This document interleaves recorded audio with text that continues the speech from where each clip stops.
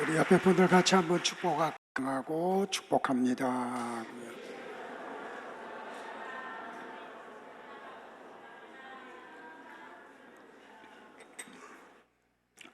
이번 주간에 이제 우리나라 명절인 추석이 있는데 여러분들 영적인 무장을 하시고 이 명절 기간에 악한 영에게 휘둘리는 분들이 없기를 주님의 이름으로 권고를 드립니다. 한참 전인 것 같은데요. 이 개그맨들이 이렇게 연극을 하는 어떤 프로에서 군대를 소재로 해가지고 이렇게 그 연기를 했던 것이 생각이 납니다. 신참이 군대를 이렇게 입대를 했고 이제 훈련을 잘 마친 후에 부대를 배치받았습니다. 첫 번째 주일이 오니까 내가 어디 가서 이렇게 종교 행사를 할까 하고 이렇게 고민하는 모습을 보고 교회를 다니는 고참이 이제 막 부대 배치를 받은 그 신병에게 이렇게 제안을 합니다. 오늘 나를 따라서 교회 가면 초코파이 하나 얻어 먹을 수 있다 하고요. 그랬더니 이 신병이 고참의 손을 이렇게 붙잡고 매달리면서 이런 말을 했답니다. 나를 오늘부터 그리스도인이라 불러주세요 하고요. 그 모습을 지켜보고 있던 불교를 다니는 고참이 그 신병에게 와서 이렇게 또 얘기했답니다. 너 나를 따라서 오늘 절에 가면 초코파이 2개에다가 요구르트 1개 먹는다. 그랬더니 이 신병이 곧바로 나미아비 타불 관세음 보살 그랬답니다. 이게 뭘 이야기하냐면 현대 사회가 예수님을 믿는 것조차도 초코파이 1개나 2개로 결정할 수 있다고 생각하는 그러한 시대에 우리가 살고 있음을 그 프로가 우리에게 보여준 것입니다. 다시 말하면 내가 초코파이 하나를 먹을 수만 있다면 그게 기독교도 상관이 없고 불교도 상관이 없다는 것. 이게 뭐냐면 다원적 종교관이라고 합니다. 어디 가도 상관없다는 겁니다. 그저 내가 원하는 걸 받아낼 수만 있다면 말입니다. 그런데 심각한 거는 교회를 다니는 사람들 가운데 너무나 많은 사람들이 이런 다원적 종교관을 가지고 교회를 나오고 있다는 겁니다. 그래서 입으로는 예수님을 믿는다고 고백을 하지만 자기의 행복을 이루어 줄 수만 있다고 하면 어느 종교든 상관없다는 겁니다. 기독교는 사람들이 원하는 것을 이루어 주는 그런 곳이 아닙니다. 하나님이 하나님의 생명을 주시는 곳이 교회입니다. 그리고 그게 기독교입니다. 그래서 성도들은 고집스럽게 주장을 하죠. 오직 예수 그리스도로 말미암아서만이 구원이 이루어진다고요. 이걸 믿으시는 분들만 아멘 한번 해보실까요? 왜냐하면 성경이 그것을 일관되게 주장하고 있습니다. 예수님 밖에는 구원이 없습니다. 예수님 안에만 구원이 있습니다. 오늘 여호수아는 바로 그 구원이 무엇인지를 설명하고 있는 성경입니다. 구원은 누구에게 이루어지고 어떻게 이루어지는지를 설명합니다. 그래서 오늘 이 본문을 통해서 오늘 우리의 구원관이 다시 한번 이렇게 되돌아보게 되고 점검하고 확신 속에 들어가기를 주의 이름으로 권고를 드립니다.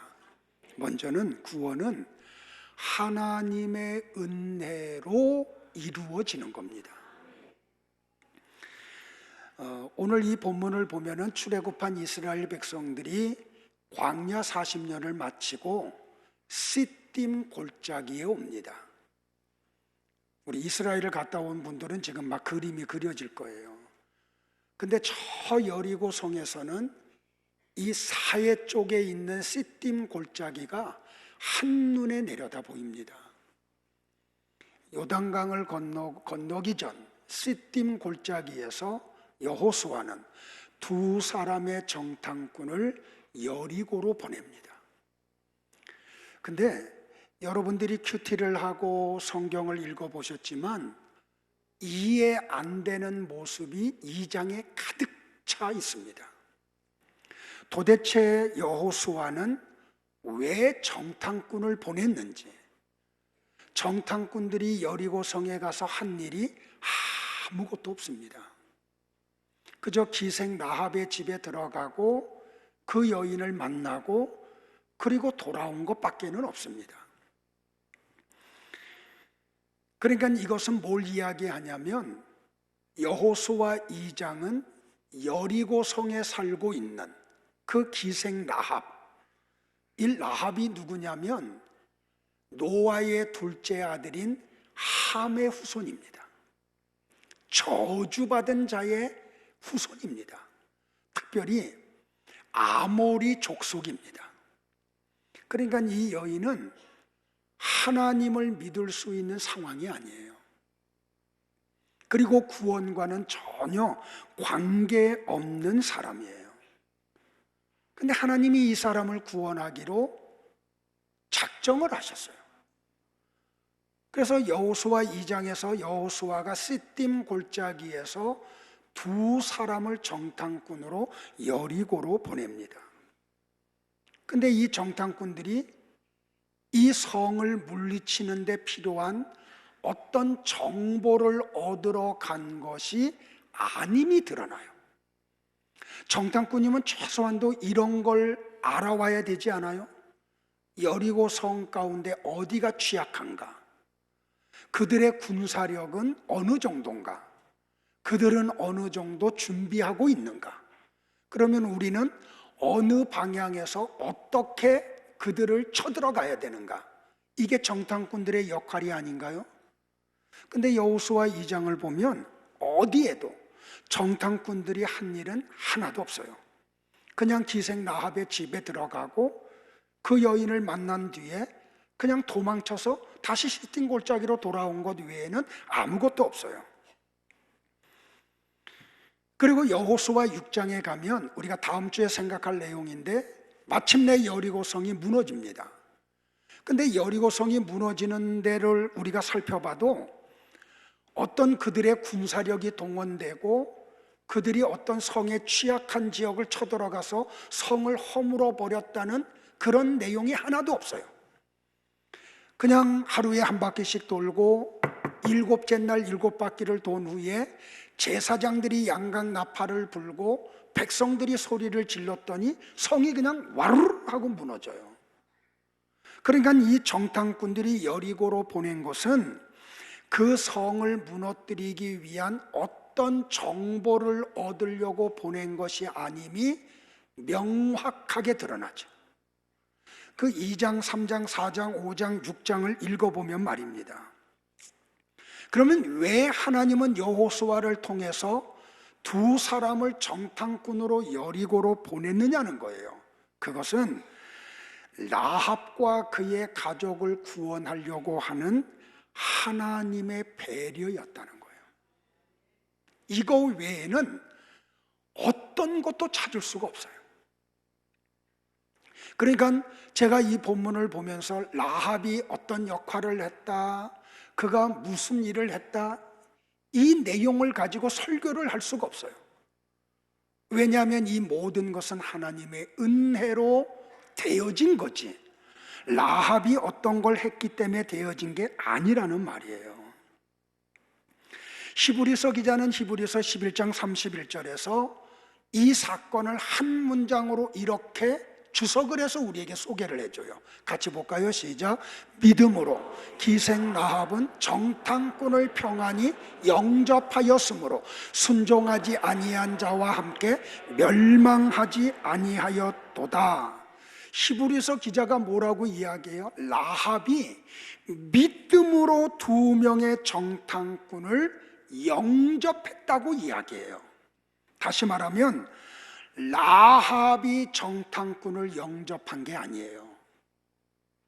믿음이 주체가 되어서 정탐꾼을 영접하게 만든 거예요. 근데 보세요, 여러분들, 우리 로마서 1장 17절 강의했던 내용 기억하시죠? 믿음은 인간에게서 출발하지 않아요.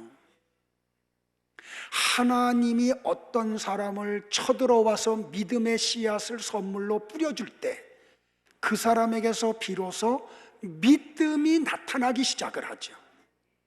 그러니까 여기 라합이 정탐꾼을 영접한 게 아니에요. 하나님이 이 정탐꾼들을 앞서서 여리고를 방문하시고 이 여인에게 믿음을 선물로 주셨어요. 그러니까 이 하나님이 선물로 주신 믿음이 주체가 돼요.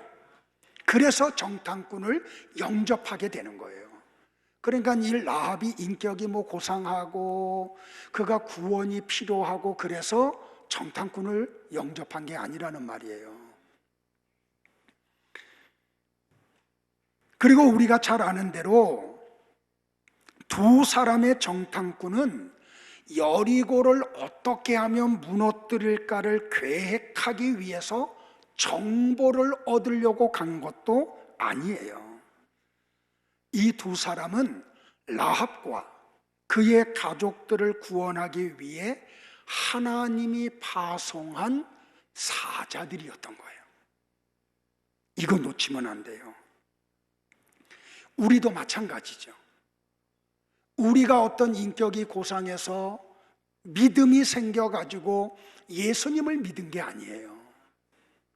성령님이 사신이 되어서 이 땅에 오셔서 하나님이 우리에게 주신 그 믿음이 역사하도록 일으켰어요. 그래서 예수님이 나의 구원자임을 비로소 믿게 되는 거죠. 우리가 주체가 아니에요. 하나님이 우리에게 주신 믿음이 주체가 되어서 성경이 믿어지는 거예요. 예수님이 믿어지는 거예요. 이거 놓치면 안 돼요. 우리가 잘 아는 대로 중세시대 때에 마틴 루터가 있어요. 그는 아주 부유한 가정에서 태어나요. 그리고 그는 법률가가 되려고 법학을 전공을 해요. 그가 22살의 나이에 친구와 같이 이렇게 길을 거닐어요. 같이 길을 거니는데 갑자기 하늘에서 번개가 내려쳐가지고 같이 걸어가고 있는 친구를 내려쳐요. 그래서 이 친구가 새까맣게 불이 타가지고 그 자리에서 즉사를 해요. 그러자 루터가 그 모습을 보고 두려워서 자기도 모르게 이런 고백을 해요. 성 안나시여, 저를 구해주시면 저는 수도사가 되겠습니다. 자기도 모르게요. 그리고 2주가 지난 후에 그는 어거스틴 수도원에 들어가서 사제가 돼요. 사제가 되었음에도 불구하고 루터에게 해결되지 않는 문제가 뭐냐면 죄의 문제예요. 구원의 문제예요. 도무지 구원이 뭔지 몰라. 구원의 감격이 없어요. 사제임에도 불구하고 어떤 것도 있지 않아요. 그래서 그가 얼마나 수도 생활을 열심히 하는지 몰라요. 수도원의 법규를 열심히 지켜요. 수도사 생활을 열심히 해요. 선행을 하고 죄의 고백을 해요. 자기 부인을 통해서 구원의 세계에 들어가려고 몸부림을 쳐요. 금식하기도 하고 기도하기도 하고 노동도 해봐요. 어떤 때는 겨울철에 담요만 뒤집어 쓰고 3일 동안 금식하며 기도를 했어요. 그런데도 불구하고 그는 점점 죄에 대한 두려움과 그 죄에 대한 두려움에 사로잡혀서 하루하루 고통 속에서 살아가요. 그의 필사적인 수고와 노력에도 불구하고 어떤 구원의 감격도 일어나지 않자 그는 매일같이 선임 사제를 찾아가요. 그리고 고해성사를 해요. 근데 루터가 매일 선임 사제를 찾아와서 고해 성사를 하는데, 이 고해 성사하는 내용을 듣는 선임 사제가 들을 때는 이건 죄도 아니야, 그런 걸 가지고 넘어오니까 하루는 사제가 뭐라고 말하냐면 이런 말이에요. 루터야, 너 바깥에 나가서 한번 죄를 정확하게 짚고 와서 좀 한번 고해 성사하라고. 그 정도로 그는 구원의 문제 때문에 괴로워해요. 그래도 해결이 안 나요. 그래서 마침내 그가 어떻게 하냐면 로마를 방문해요. 그런데 로마에 있는 사제들의 그 오만함과 그들의 가식적인 생활 앞에 그는 회의를 느끼고 더 괴로워해요. 그때 스승이 그에게 이야기해요. 성경 좀 읽으라고, 성경 좀 읽으라고. 네 답을 성경에서 찾으라고. 그래서 그가 성경을 읽기 시작하다가 로마서 1장 17절을 보고 그가 구원의 감격 속에 들어가요. 같이 한번 볼까요? 시작. 복음에는 하나님의 의가 나타나서 믿음으로 믿음에 이르게 하나니 기록된 바 오직 의인은 믿음으로 말미암아 살리라 함과 같으니라. 잊지 마세요. 마침내 그는 하나님의 말씀을 통해서 성경이 무엇인지 알아가요. 하나님이 그에게 믿음을 선물로 주시니까 그게 다 믿어져요. 그래서 그가 예수 그리스도의 십자가 앞으로 나아가고 그 주님이 십자가에서 흘리신 보혈의 은혜로 구원의 감격 속에 들어와요. 사랑하는 성도 여러분들, 잊지 마세요. 인간의 노력으로 구원이 성취되는 거 아니에요. 하나님의 은혜로 구원을 선물로 받는 거예요. 오직 십자가의 은혜만이 인간의 죄를 없애요. 십자가의 능력만이 악의 권세에서 우리를 구원하실 수가 있어요. 그래서 루터가 나중에 종교개혁을 하며 외쳤던 모토가 뭐예요? 오직 믿음, 오직 은혜. 이신칭의를 이야기해요. 무슨 말이냐면 사람이 의를 행함으로 구원받는 게 아니고 믿음으로 의롭다함을 받는다는 유명한 교리를 내요. 잊지 마세요. 구원은 하나님의 은혜로 우리에게 선물로 주어지는 거예요. 자, 두 번째는 뭐냐고 하니 구원은 예수님의 보혈로만이 이루어져요.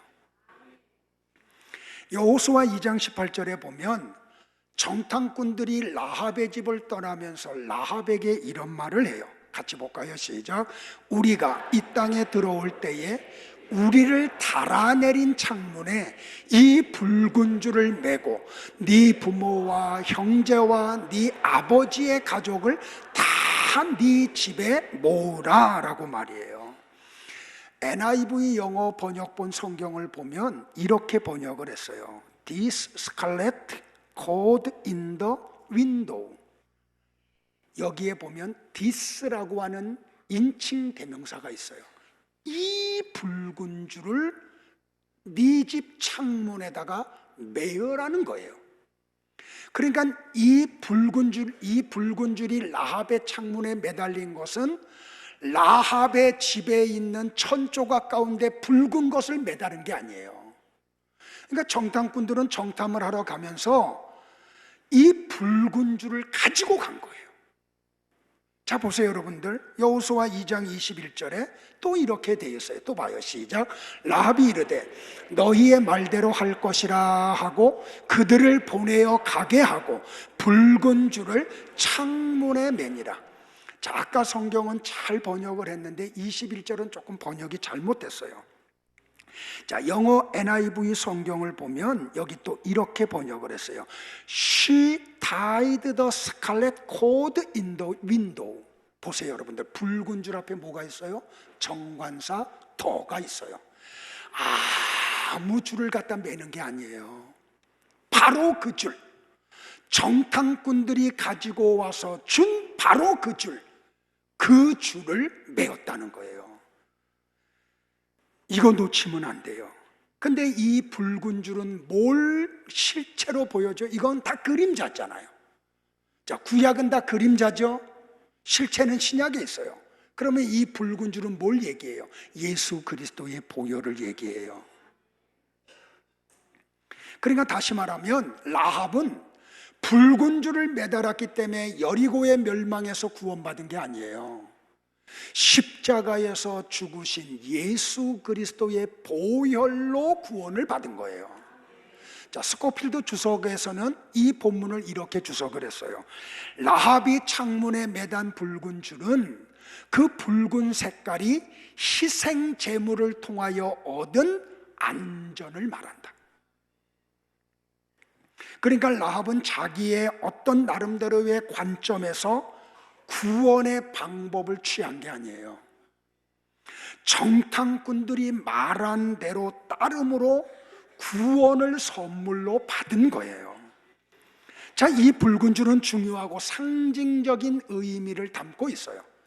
자, 구약의 그림자가 또 하나 있는데 어디에 있어요, 여러분들? 마치 여기 라합이 창문에다가 정탐꾼들이 갖다가 준 그 붉은 줄을 매단 것은 출애굽기에 나오는 대로 이스라엘 백성들이 애굽을 나오기 전 어린 양을 잡아서 그 피를 문설주와 임방에 바른 것과 같아요. 자, 출애굽기 12장 1절로 7절을 다 같이 볼게요. 조금 길지만 같이 봅니다. 시작. 여호와께서 애굽 땅에서 모세와 아론에게 일러 말씀하시되 이 달을 너희에게 달의 시작 곧 해의 첫 달이 되게 하고 너희는 이스라엘 온 회중에게 말하여 이르라 이 달 열흘에 너희 각자가 어린 양을 잡을지니 각 족속대로 그 식구를 위하여 어린 양을 취하되 그 어린 양에 대하여 식구가 너무 적으면 그 집의 이웃과 함께 사람 수를 따라서 하나를 잡고 각 사람이 먹을 수 있는 분량을 따라서 너희 어린 양을 계산할 것이며 너희 어린 양은 흠 없고 1년 된 수컷으로 하되 양이나 염소 중에서 취하고 이달 연나흘날까지 간직하였다가 해질 때에 이스라엘 회중이 그 양을 잡고 그 피를 양을 먹을 집 좌우 문설주와 임방에 바르고라고 했어요. 보세요, 여러분들. 그러니까 여기 여러분들이 읽었지만 바로 그 어린 양, 아무 양이 되는 게 아니에요. 그 어린 양, 그 어린 양이 흘린 바로 그 피를 발라야 효력이 있어요. 아무 양이나 되는 게 아니고 아무 피나 되는 게 아니에요.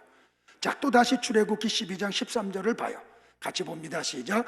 내가 애굽 땅을 칠 때에 그 피가 너희가 사는 집에 있어서 너희를 위하여 표적이 될지라 내가 그 피를 볼 때에 너희를 넘어가리니 재앙이 너희에게 내려 멸하지 아니하리라. 저는 여러분들이 읽는 거 말고 하나를 더 했죠, 그죠? 그 피예요, 그 피.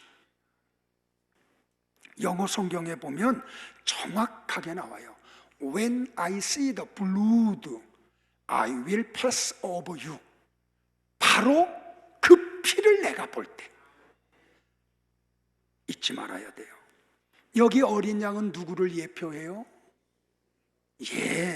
자, 요한복음 1장 29절을 볼까요? 다 같이 봐요. 시작. 이튿날 요한이 예수께서 자기에게 나아오심을 보고 이르되 보라 세상 죄를 지고 가는 하나님의 어린 양이로다. 바로 그 하나님의 어린 양이 누구라고요? 예수 그리스도 한 분이라고요. 자, 요한복음 1장 35절과 36절을 또 같이 봐요. 같이 봅니다. 또 이튿날 요한이 자기 제자 중 두 사람과 함께 섰다가 예수께서 건의심을 보고 말하되 보라 하나님의 어린 양이로다. 세례 요한이 누구를 가리켜서 하나님의 어린 양이라 그랬어요? 오직 예수님 한 분밖에는 없어요.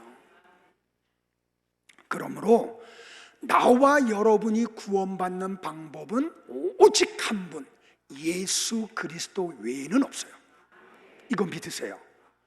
흔들리지 마세요. 예수 외에 구원이 있다고 하는 말은 다 가짜요. 다 거짓이에요. 예수님 안에만 구원이 있어요. 이 건물에 구원의 능력이 있지 않아요. 사람 숫자에 구원의 능력이 있지 않아요. 구원의 능력은 오직 예수님 안에만 있어요. 자, 히브리서 다 같이 9장 11절로 14절을 볼게요. 같이 봅니다. 그리스도께서는 장래 좋은 일의 대제사장으로 오사 손으로 짓지 아니한 것 곧 이 창조에 속하지 아니한 더 크고 온전한 장막으로 말미암아 염소와 송아지의 피로 하지 아니하고 오직 자기의 피로 영원한 속죄를 이루사 단번에 성소에 들어가셨느니라. 염소와 황소의 피와 및 암송아지의 죄를 부정한 자에게 뿌려 그 육체를 정결하게 하여 거룩하게 하거든 하물며 영원하신 성령으로 말미암아 흠없는 자기를 하나님께 드린 그리스도의 피가 어찌 너희 양심을 죽은 행실에서 깨끗하게 하고 살아계신 하나님을 섬기게 하지 못하겠느냐. 왜 이스라엘 백성들을 위하여 유월절날 어린 양이 죽어야 했을까요? 왜 나와 여러분을 위해서 하나님이 사람의 몸을 입고 이 땅에 오셔서 십자가에서 죽으셔야 했을까요? 그 이유가 히브리서 9장 19절로 22절에 나와요. 다 같이 봐요. 또요. 시작. 모세가 율법대로 모든 계명을 온 백성에게 말한 후에 송아지와 염소의 피 및 물과 붉은 양털과 우슬초를 취하여 그 두루마리와 온 백성에게 뿌리며 이르되 이는 하나님이 너희에게 명하신 언약의 피라 하고 또한 이와 같이 피를 장막과 섬기는 일에 쓰는 모든 그릇에 뿌렸느니라. 율법을 따라 거의 모든 물건이 피로서 정결하게 되나니 피 흘림이 없은즉 사함이 없느니라. 왜 예수님이 십자가에서 피를 흘려 돌아가셔야 됐어요? 피 흘림이 없으면 죄 사함이 없기 때문에 그래요. 여기 피를 흘린다는 것은 죽음을 이야기하죠. 우리는 이스라엘 백성들의 출애굽과 여리고의 멸망 중에 라합이 구원을 받은 사건을 통해 뭘 발견해요? 구약의 성도들과 신약의 성도들은 동일하게 예수 그리스도의 보혈로 구원을 받아요. 그러니까 라합이 그 정탐꾼들이 준 붉은 줄을 창문에 매어 달았다는 것은 자기의 신앙을 공개적으로 표현한 거예요. 나는 이제 몰렉을 섬기는 자가 아니고 나는 우리 조상 함이 섬기던 그 우상을 섬기는 자가 아니고 우리 족속 아모리 족속이 섬기는 신을 섬기지 아니하고 만군의 하나님 여호와를 섬기겠다. 공개적으로 표현한 거예요. 여러분들 보세요. 예수님이 사람의 몸을 입고 이 땅에 오신 걸 부끄러워하지 않으셨어요. 여러분들 이게 이해가 돼요? 하나님이 사람의 몸을 입는다는 게 이해가 돼요? 언젠가 표현했지만 내가 저 재래식 화장실에 있는 구더기들을 구원하기 위해서 스스로 내가 사람의 몸을 버리고 구더기의 몸을 입은 것하고 비교가 안 돼요. 예수님이 사람의 몸을 입고 이 땅에 오신 게 말이에요. 내가 구더기의 몸을 스스로 입고 그 배선물 속에 들어가는 것하고 그게 비교가 안 돼요. 근데 주님은 그렇게 오시는데 부끄러워하지 않았어요.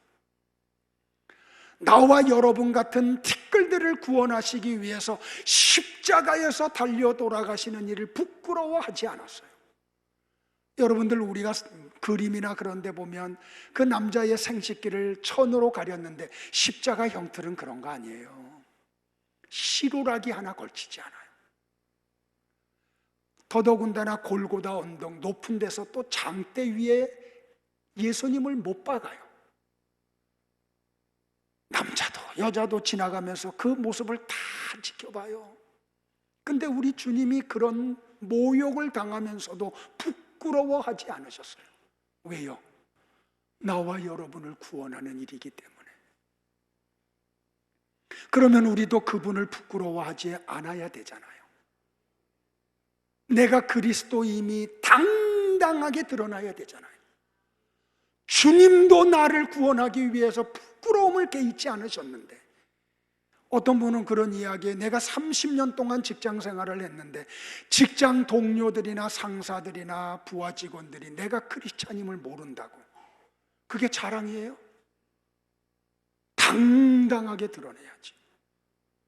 어떤 분은 식당에 갔는데 음식을 시켜놓고 이거 기도는 해야 되겠고, 기도 안 하면 부끄러울 것 같고, 기도하면 사람들이 쳐다보는 눈총이 따가울 것 같아서 부끄러워가지고 어떻게 해요? 기도하는 등 마는 등 하고 이렇게 하면서 아멘하고 끝내요.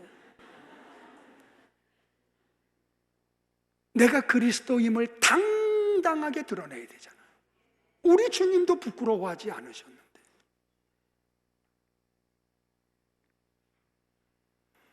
사랑하는 성도 여러분들, 잊지 마세요. 여러분의 영혼에 붉은 줄이 매달려야 돼요. 여러분 가정에 텔레비전에 붉은 줄이 매야 돼요. 여러분의 컴퓨터에 붉은 줄이 매달려야 돼요. 여러분 집에 있는 가구에 붙여 있는 그림 위의 액자들에게도 예수 그리스도의 붉은 줄이 묶여져 있어야 돼요.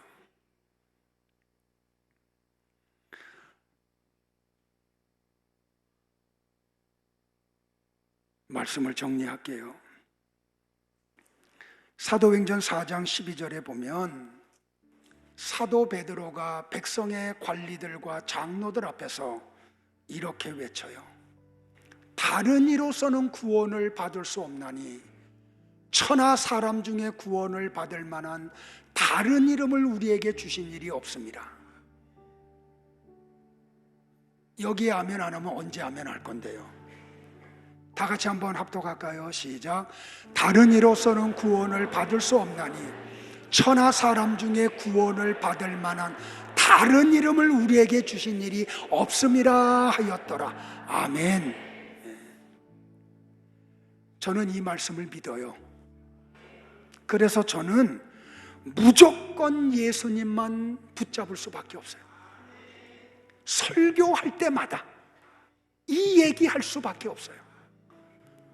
성경을 펼쳐놓고 윤리적인 얘기할 수 없어요.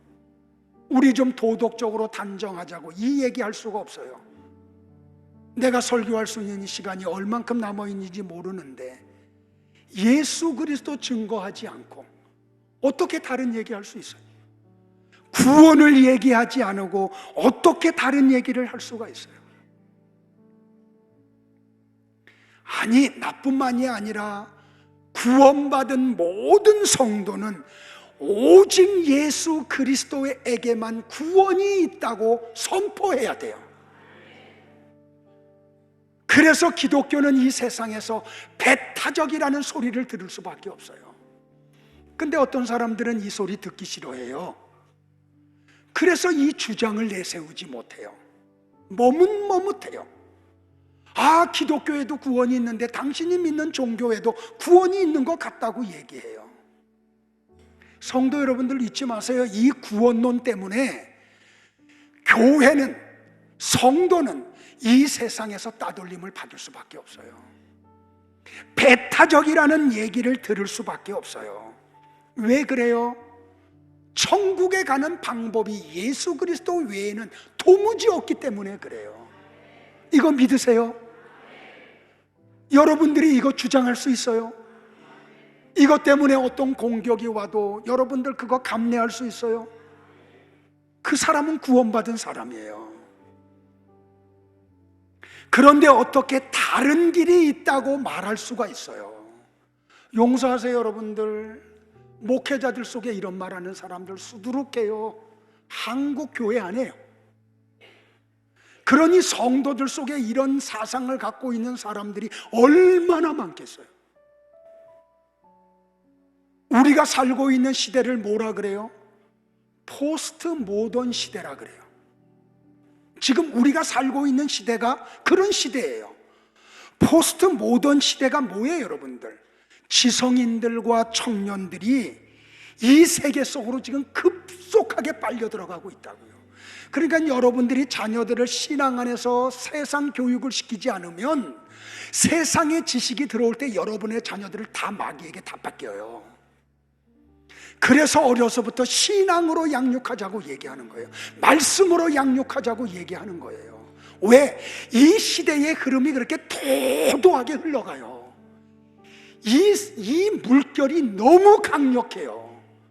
그래서 이 포스트 모던 이 흐름이 교회까지 들어왔다니까요. 이게 뭘 낳는지 알아요, 여러분들? 종교 혼합주의를 낳아요. 그게 포스트 모던 시대예요.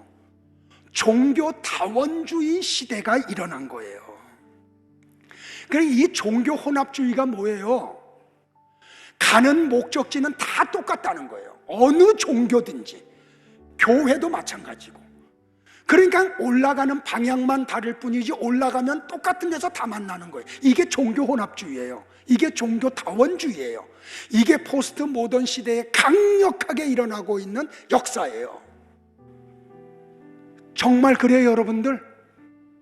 올라가는 방향만 다르지 올라가면 다 똑같은 데서 만나요? 그러면 우리 뭐하러 교회 나와요? 뭐하러 이렇게 좁은 길을 향해서 걸어가요? 그럴 필요 없잖아요. 안 그래요, 여러분들? 성경이 그렇게 말을 하지 않았다니까요. 근데 이 심각한 게 뭐냐면 이 종교 혼합주의가 교회 안에 너무 많이 들어왔어요. 그래서 제가 여러분들 앞에, 여러분들은 이런 걸 모르니까 말씀 가지고 여러분하고 자꾸 도전하는 거예요. WCC 운동이 바로 그거잖아요. 종교 혼합주의 운동이에요. 그런데 보세요, 한국 교계의 큰 교회들이 거기에 다 들어가 있잖아요. 크다고 다 들어간 건 아니지만 물론 무서워요, 여러분들.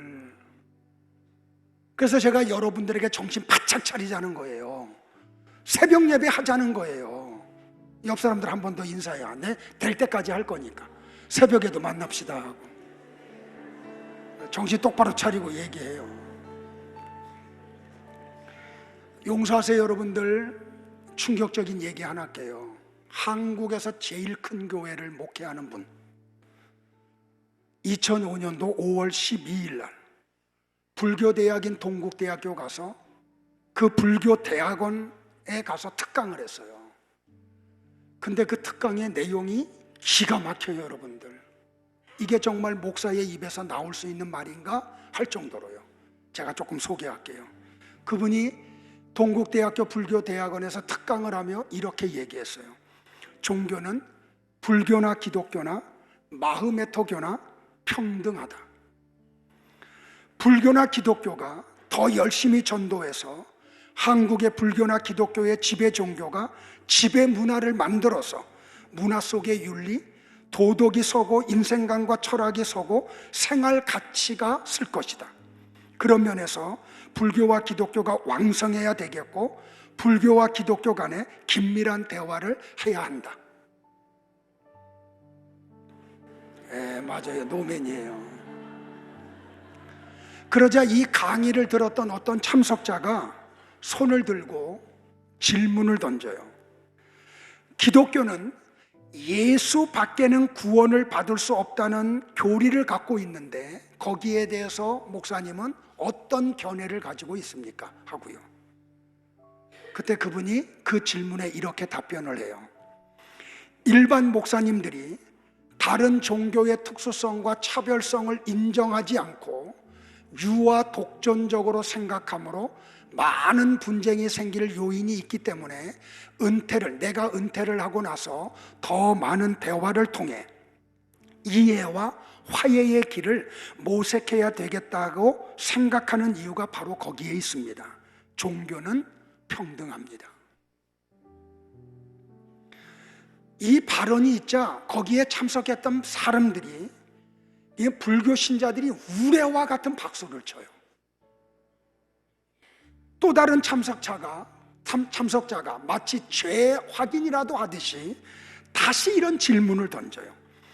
오늘 목사님의 말을 기독교의 예수님 외에도 구원을 받을 수 있다는 말로 생각해도 되겠습니까? 예수 밖에도 구원이 있다는 말로 우리가 받아들여도 되겠냐고 물어본 거예요. 여기에 대해서 이분이 이렇게 답변을 해요.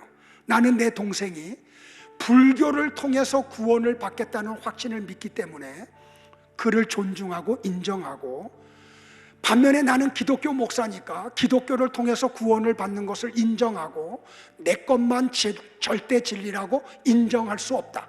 너는 죽이고 나는 살겠다. 그렇게 되면 상생의 의미가 없어진다. 그것은 부처님도 예수님도 원하지 않을 것이다. 그것은 자비와 사랑의 원리에서 어긋난다고 생각한다.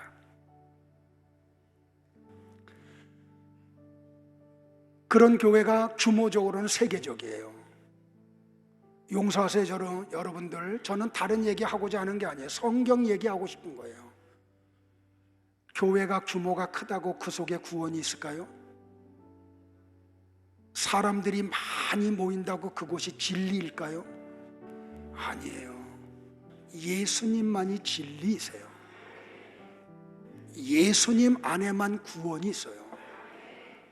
이게 포스트 모던 시대에 살고 있는 이 영의 세계에 나타나고 있는 현상이에요. 근데 우리도 모르는 가운데 우리 속에 이런 종교 혼합주의가 우리 속에 들어와 있어요. 종교 다원주의 속에 우리도 모르게 빨려 들어갔다고요. 그래서 제가 여러분들한테 제안하는 거예요. 성경으로 좀 들어가자고, 성경 좀 읽자고, 큐티 좀 하자고, 은혜의 자리에 좀 나오자고. 정신 바짝 차려야 돼요, 여러분들. 왜요? 이거는 내 생명이 달려있는 문제예요. 영생이 달려있는 문제예요. 이런 종교 다원주의가 교회 안에 들어와 있다니까요. 그게 지금 선포되고 있다니까요. 우리나라에 유명한 지성인 있죠. 누구라고 제가 얘기 안 해도 여러분들 알 거예요. 그분의 어머님이 권사님이셨어요. 그분은 평생 기도의 삶을 사셨던 분이에요. 자녀들을 위해서 기도했던 분이에요. 그 어머니가 가지고 있던 신앙이 뭔지 아세요? 오직 예수. 그거를 부르짖었어요. 그런데 그 어머니 밑에서 태어나고 자라고 그 어머님의 기도를 받았던 그 지성인이 뭐라고 얘기했는지 아세요? 오직 예수라고 부르짖었던 우리 어머니의 신앙은 맹종이었다라고요. 그리고 학교에서, 텔레비전에서 그의 가지고 있는 지식을 가지고 얼마나 많은 사람들을 호도하고 있어요. 성경을 박살내고 예수 그리스도를 폄하시키고 있잖아요. 근데 아무것도 모르는 부모들이 자녀들을 데리고 그 강연을 데리고 가. 그걸 듣게 해. 잊지 마세요, 여러분들. 사도 바울은 사도행전 16장 31절에서 분명하게 선언했어요. 같이 볼까요? 시작. 주 예수를 믿으라. 그리하면 너와 네 집이 구원을 받으리라. 아멘. 다시요. 아멘 해야 할 때까지. 같이요. 시작. 주 예수를 믿으라. 그리하면 너와 네 집이 구원을 받으리라. 아멘. 아멘입니까? 아멘이 되기를 바라요. 하나님이 믿음을 선물로 주지 않으면 이 말에 아멘 할 수가 없어요. 저는 이거 믿어요. 저는 천국과 지옥이 있음을 믿어요. 우리 셀 경험 세미나를 마치고 났더니 한 지체가 이런 간증을 해요. 제가 신앙생활을 지금까지 해왔지만 천국을 믿지 않았대요. 천국이라는 단어를 생각도 못했대요. 근데 우리 교회에 와서 천국이라는 단어를 처음 들었대요. 그리고 자기는 천국을 믿는데요. 그래서 하나님 앞에 감사하대요. 눈물을 흘리면서요. 어저께 수면 위 내시경을 했어요. 그동안 검사했던 결과도 좀 보러 갔고요. 내시경하러 이렇게 들어갔더니 간호사가 침대에 가로로 누우래요. 그러더니 링거를 꽂고 코에다가는 산소 호흡기를 달아주고 크게 호흡을 하래요. 목을 마취한 다음에 뭐를 하나 끼워놓고 입으로 숨을 들여 마셨다가 뱉어내래요. 숨을 크게 들여 마시고 뱉었더니 한 5-6번 하니까 그냥 아무 의식도 없으면서 이제 수면으로 들어간 거예요. 그러면서 뭘 생각을 했냐? 끝나고 난 다음에 제 아내를 만나서 여보, 그렇게 가면 참 좋겠다. 그때 하나님이 나를 그냥 데려가셨으면 얼마나 좋으셨을까. 왜요? 저는 천국이 있음을 믿어요. 그리고 그 나라가 그리워요. 가고 싶어요.